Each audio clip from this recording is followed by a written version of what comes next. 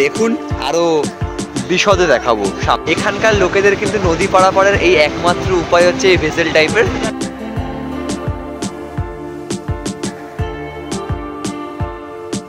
তো এই এক অদ্ভুত অভিজ্ঞতা। মৌমাছি তারা খেয়ে আমরা খোশবাগ থেকে বেরিয়েছি। আমরা এখন আছি হচ্ছে খোশবাগ, অর্থাৎ সিরাজদৌল্লা এবং তার পরিবারের সমস্ত লোকের সমাধিস্থানে। আর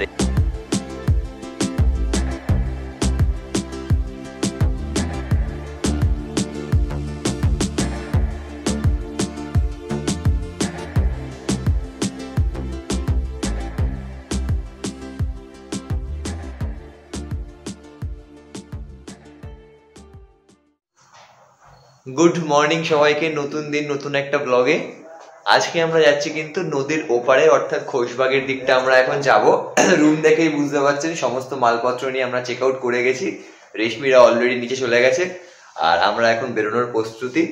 আজকে আমাদের বিকেলের ট্রেন 5:20 হাজারদুয়ারি, এই ট্রেনে ফিরবো। তো হাজারদুয়ারি ট্রেনে করে ফেরার আগে কিন্তু আমাদের হাজারদুয়ারিটাও দেখতে হবে এখানকার, প্লাস ওই পার্টটা। তো কালকে যিনি আমাদের নিয়ে ঘুরেছিলেন বাপি কাকু টোটোর, তো উনি আবার ওনাকেই ঠিক করেছি। অসাধারণ একজন মানুষ। আমি ফোন নাম্বার ওনার দিয়ে দেবো আমার মানে বক্সে, ডিসক্রিপশনে দিয়ে দেবো আমি নাম্বারটা, যাতে আপনারা সবাই এনার সাথে ঘুরতে পারেন। প্রপার গাইড করছেন, প্রপার ভাড়া নিচ্ছেন, দেখাচ্ছেন স্পট। এমনকি আমরা যদি কোথাও না যেতে চাই তাহলেও জোর করে আমাদেরকে পাঠাচ্ছেন যে যাও যাও এটা দেখে আসো, দেখার আছে। মানে এত ভালো ড্রাইভার কাম গাইড কিন্তু পাওয়া খুব মুশকিল। তো চলুন, আজকের ব্লগটা কিন্তু দারুণ হবে। তো আগে আগে এগোনো যাক ব্লগের সাথে।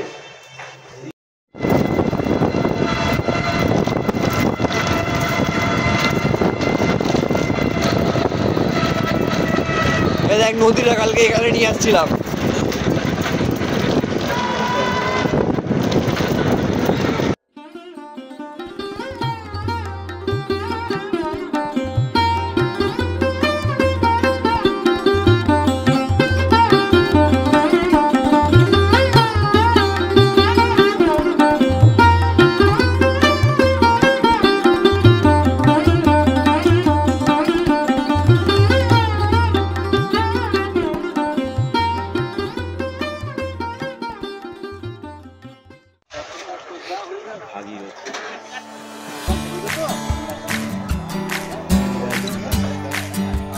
আপনারা এখানে দাঁড়ান।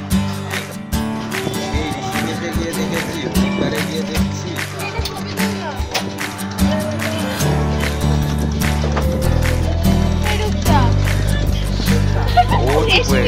ও এখন ও যতক্ষণ না নদীর ওপরে ততক্ষণ কাজ করা হবে না। তো আমাদের কিন্তু এখন নৌকা ছেড়ে দিল। এখানকার লোকেদের কিন্তু নদী পারাপারের এই একমাত্র উপায় হচ্ছে এই ভেসেল টাইপের। তো দুখানা নৌকাকে একটা পাটাতন দিয়ে এরকম ভাবে আটকে দিয়ে এটা করা হয়েছে। ভাড়া হচ্ছে 1 ফিট গেলে 5 টাকা, রিটার্ন হলে 10 টাকা। আর এই যে টোটোগুলো দেখছেন না, টোটো সমেত টোটো উঠেছে, টোটোর ভাড়া 50 টাকা। মানে আমাদের 5 জনের, আর নিয়ে হচ্ছে টোটাল 100 টাকা। আর ওপার থেকেও একটা আসছে। এটা কিন্তু এখানে সিস্টেম এরকমই, এপার দিয়ে একটা ওপারে যাবে, ওপার দিয়ে একটা এপারে আসবে, দিয়ে একসাথে আবার এপার থেকে, এই পারাপারের সিস্টেমটা। তো রাত্রিবেলা কিন্তু বেশি রাত অব্দি এখানে চলে না, যতক্ষণ আলো থাকে আর কিছুক্ষণ থাকে তারপর।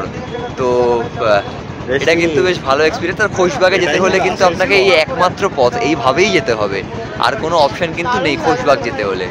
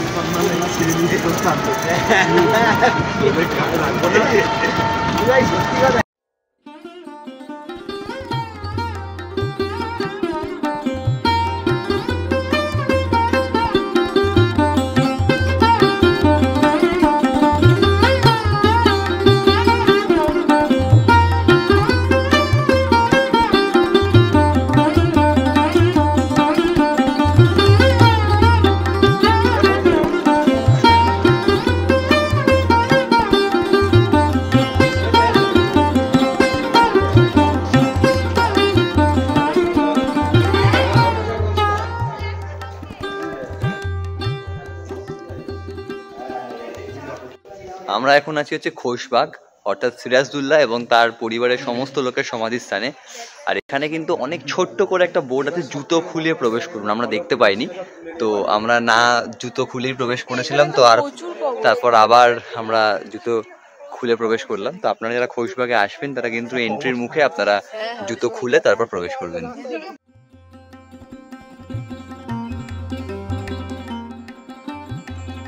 ভিডিওতে যে কবরটি দেখতে পাচ্ছেন সেটি হলো বাংলার শেষ নবাব সিরাজদৌল্লার, এবং সিরাজদৌল্লার পাশে একেবারে মধ্যের কবরটি নবাব আলীবর্দী খানের।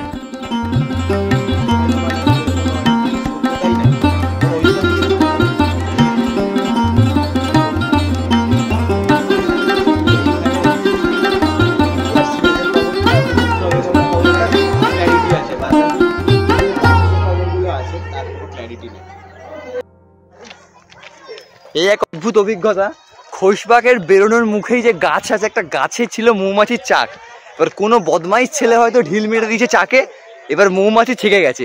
এবার খোশবাগ থেকে যত লোক যারা ভেতরে ছিল ভেতরে আটকে গেছে, আর যারা বাইরে ছিল তারা ওখান থেকে পালিয়ে গেছে। আমাদের টোটো কাকুও কিন্তু থাকতে পারে, টোটো কাকু অনেকটা দূর চলে গেছে। আমাদেরকে বলেছে এই দেখুন পেছনে দেখতে পাচ্ছেন আগুন দেওয়া হচ্ছে, এখন দেখুন এই ধোঁয়া বেরোচ্ছে, আগুন দেওয়া হচ্ছে চাকে যাতে মৌমাছি তাড়ানো যায়। তো এই এক অদ্ভুত অভিজ্ঞতা। মৌমাছি তাড়া খেয়ে আমরা খোশবাগ থেকে বেরিয়েছি। শুরুটাই এইভাবে হয়েছে আজকে আমাদের মৌমাছি তাড়া খেয়ে।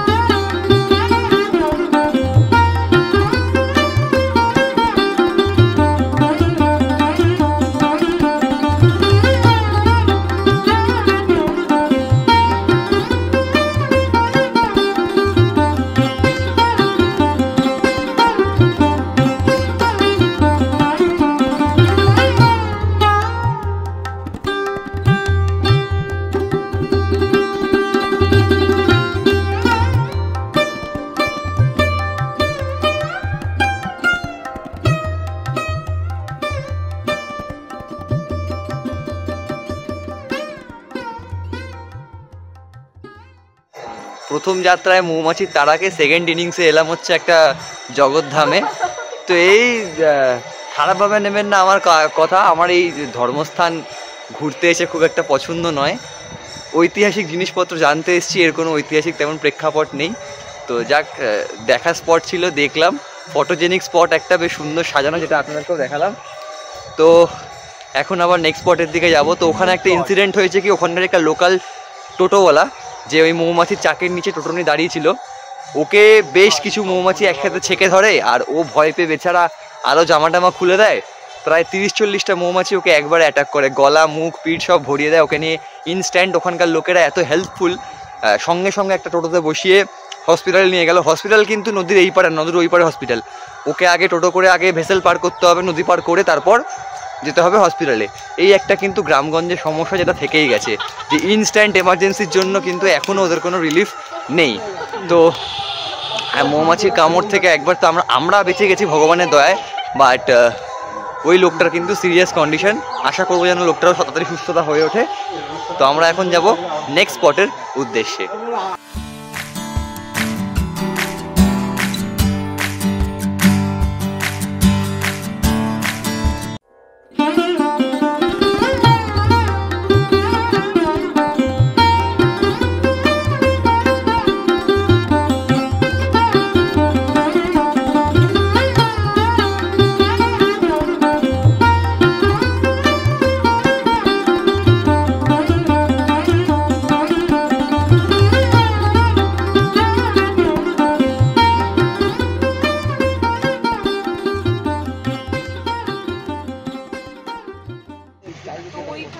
আমার পেছনের এই মন্দিরটা হচ্ছে কিরিটেশ্বরী মন্দির।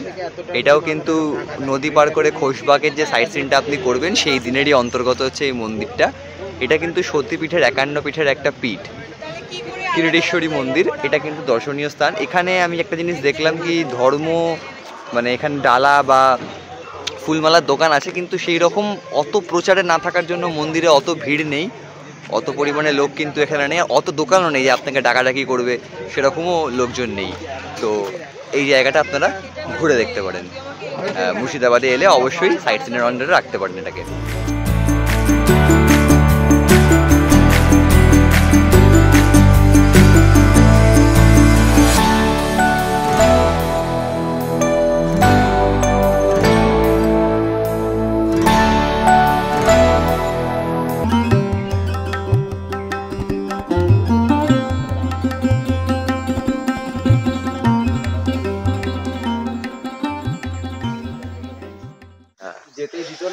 আচ্ছা, আপনারা ভাবতে পারেন যে কিরিটেশ্বরী মন্দির আর কিরিটেশ্বরী গুপ্ত মন্দিরের মধ্যে মানে পার্থক্যটা কি? পার্থক্যটা হচ্ছে এটাই যে কিরিটেশ্বরীর মন্দিরটা, ওখানে অনেক মন্দির ছিল, প্রায় 100টার ওপর। নবাবরা কিন্তু তখন এক এক করে মন্দির ধ্বংস করছিল। যখন এক এক করে মন্দির ধ্বংস করছে, তখন কিরিটেশ্বরীর মাকে লুকিয়ে এনে একটা গুপ্ত স্থানে রাখা হয়েছিল, যাতে মূর্তিটা ধ্বংস করতে না পারে। তাই সেখানেও একটা মন্দির প্রতিষ্ঠিত হয়েছে এবং তার নাম হচ্ছে কিরিটেশ্বরী গুপ্ত মন্দির।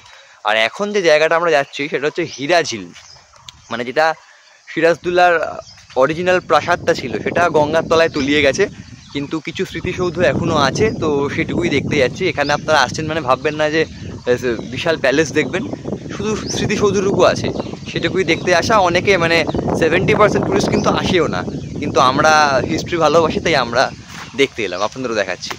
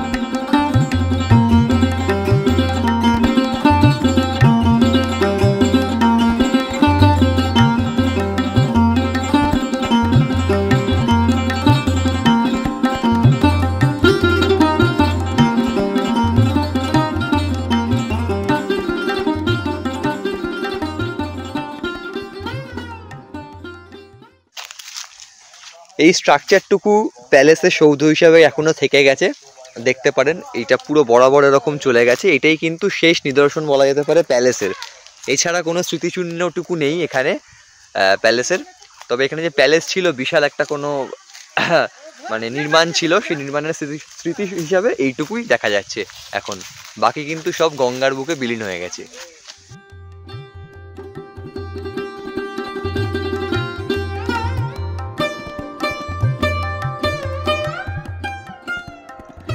এই যে কবরটি দেখতে পাচ্ছেন সেটি বাংলার দ্বিতীয় স্বাধীন নবাব সুজাবুদ্দিন খানের। মুর্শিদ কুলি খানের মৃত্যুর পর সুজাবুদ্দিন বাংলার সিংহাসনে বসেন।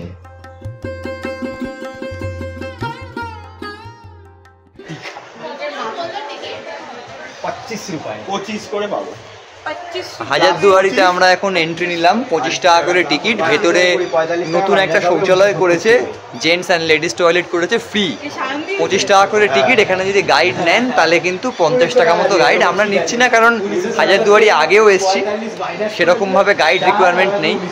আর একটা বিরক্তকর জিনিস, মানে বিরক্তকর বলাটা উচিত হবে না, যেখানেই যাচ্ছি, আগের দিন কাঠগোলাপের বাগান বাড়িতে গেছিলাম, জগৎ ছেলেটার বাড়িতে গেছিলাম, আর আজকে হাজারদুয়ারিতে এই বাচ্চাদের এক্সকারশনের গ্রুপগুলো আসছে, এত ক্যাজরা করছে, আমরা ঠিকমতো ঘুরতে পারছি না। দেখতে পাচ্ছি চারিদিকে ভিড় করে রেখেছে, রিলস করছে। মানে আমরা স্কুল এক্সকারশনে অনেক ভদ্র ছিলাম, এই যুগটা সম্পূর্ণ আলাদা হয়ে গেছে। তো যাক, হাজারদুয়ারিটা দেখাচ্ছি, দেখুন, আরো বিশদে দেখাবো সামনে থেকে।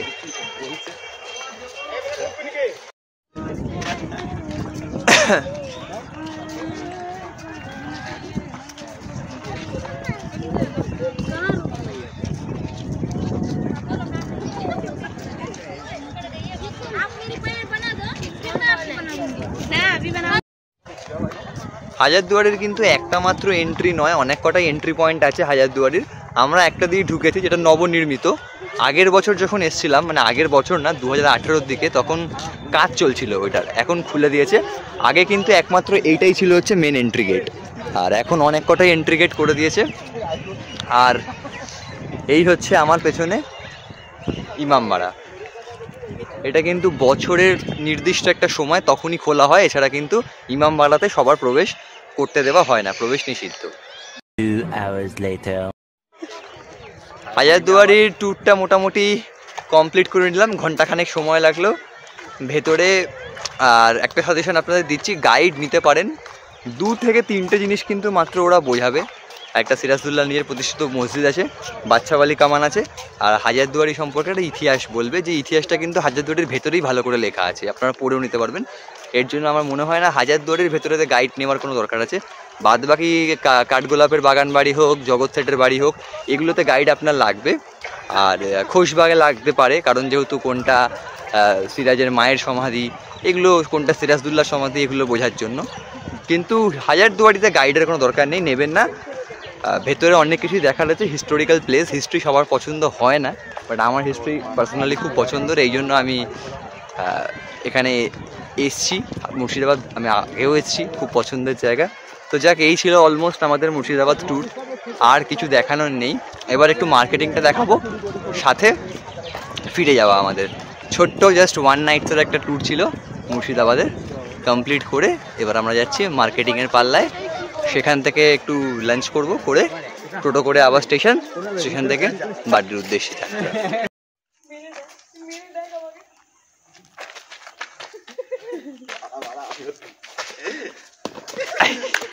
देखा आपने लापरवाही का नतीजा है। ভিডিও করেছিল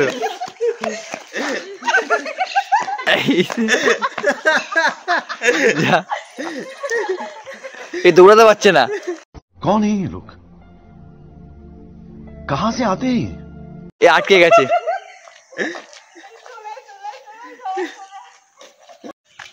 শান্তিনিকেতনও নয়, আছি মুর্শিদাবাদে, কিন্তু আমার পেছনে হচ্ছে এটা বসন্তের নমুনা, একটা অসাধারণ গাছ, পাতাবাহার গাছ বলে মনে হয় না, এটা কাগজ ফুল গাছ মনে হয় সম্ভব, কিন্তু খুব সুন্দর করে মেনটেন করেছে। আর হোটেলটা হচ্ছে হোটেল মঞ্জুষার সামনে, মানে এটা একটা হোটেল প্রপার্টি, যেখান থেকে পাশে গঙ্গাও দেখা যাচ্ছে, আর মানে ভাগীরথী গঙ্গারই শাখা নদী। আর এটা হচ্ছে গাছটা, আমরা ফটো সেশন করলাম, খুব সুন্দর।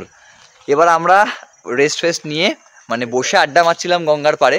তো এখন যাব হচ্ছে আমাদের মুর্শিদাবাদ স্টেশনে। তো যাক, যাওয়ার পথে আপনাদের একটু রাস্তাটা দেখিয়ে দিই, যেখান থেকে আপনারা কিন্তু কেনাকাটি করতে পারেন। কেনাকাটি আমরা আস্তে কিছু করিনি, গার্গি করেছে, কিন্তু যেটা করেছে সেটা না বলার মতোই। বিটিএস এর একটা পাখা কিনেছে।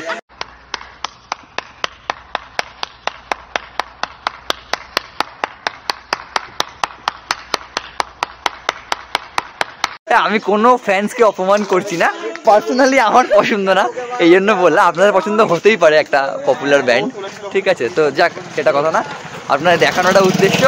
এবার রাস্তাটা একবার দেখাবো আপনাদেরকে কেনাকাটার।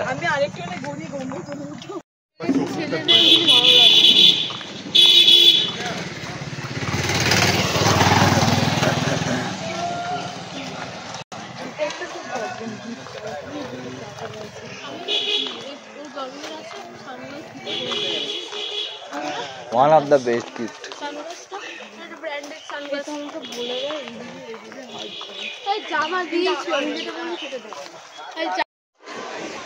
আমাদের ট্রিপ এন্ড হয়ে গেল। তো শুধু লাস্টে যিনি আমাদের পুরো ট্রিপটা ঘোরালেন তার সাথে আলাপ করিয়ে দিচ্ছি। এই হচ্ছে আমাদের দাদার নিজস্ব গাড়ি করে ঘুরলাম। মানে আগেও ব্লগে বলেছি, দাদা আমাদের এত ভালো গাইড করেছেন সব ক্ষেত্রে, একদম নিজেদের মতো লেগে দাদাকে। তো আপনারা যারা আসবেন দাদার কাছে আসবেন, আমি নাম্বার দিয়ে। দাদা কিছু বলতে চাও? বলো, সবাইকে আসতে বলো মুর্শিদাবাদে। সবাই মিলে আসবেন মুর্শিদাবাদ ঘুরতে, ভ্রমণ করতে। ব্যাস দাদা তো আছেই, আমি গাইড করে দিচ্ছি, আমি সিউরিটি দিচ্ছি, দাদা সব থেকে ভালো ঘোরাবে আপনাদের বাকিদের থেকেও। তো আসবেন দাদার সাথে, নাম্বার দিয়ে দেবো। প্রাইস নিয়ে চিন্তা করবেন না, প্রাইস খুব রিজনেবল ঘোরাবে। আর ঘোরাবে যে স্পটগুলো, জেনুইন স্পট ঘোরাবে, আপনাকে বুঝিয়েও দেবে। তো বেস্টটা গাইড করার জন্য দাদার সাথে কন্ট্যাক্ট করবেন। সবাই ভালো থাকবেন, টাটা।